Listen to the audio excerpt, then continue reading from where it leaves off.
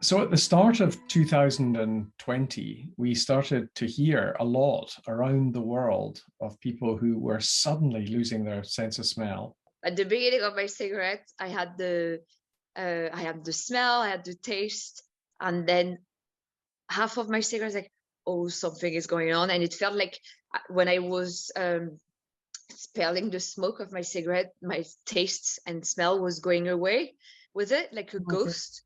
And at the end of the cigarette, it was completely gone. A kind of deliberate attempt at a naturalness that doesn't quite pull it off, as if someone's thought, I'll try and pretend to her that she's not trapped inside a screen, so I'll waft in the smell of the outdoors.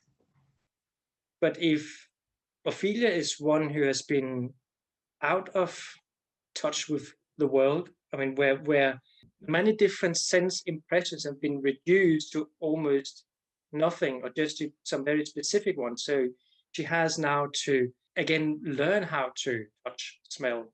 I was thinking about that as you described her moving. Ophelia can move, and that's proprioception. That's kinesthesia, which is the sense that you have regardless of what's going on externally. I don't feel like Ophelia would stand in the middle of the space. I feel like she will look for a shelter somewhere, maybe trying to have one limb attached to the wall and seeing all the possible movement that you can have. Engagement with environment, it's highly related with feeling of self-detachment, as if in order to be able to connect with yourself, you need to somehow stay in touch with the world, but literally, right? Stay in touch with the world and others.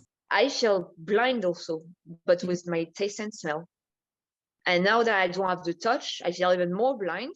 And I think, yeah, that's why I'm lost. I can't even say if I'm in moments like today, I don't know if I'm happy, unhappy, or anything. I'm completely lost because I can't feel anything basically. I'm detached. It shows you, I think, how delicate and fragile that pattern is, where the senses come together and integrate to give you a unified experience of the world around you and yourself. I do think that we are unwittingly sort of educating or training a new generation of humans, through devices and swipes and phones and tablets and whatever, to become intrinsically more disembodied than we ever were.